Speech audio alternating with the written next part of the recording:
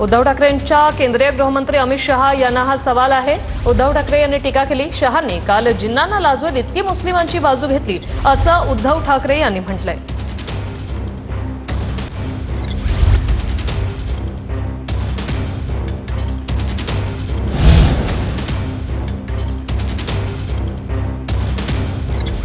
वक्फ बोर्डाच्या चर्चेवरनं भाजपचं खरं रूप हे देशातल्या जनतेला कळलेलं आहे।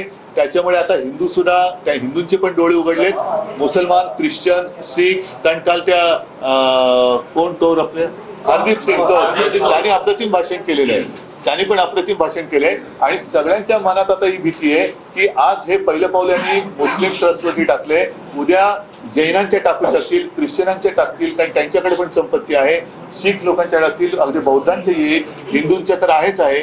तर हे आताच सगळ्यांनी जागा होण्याची गरज आहे। सगळ्यांना धन्यवाद।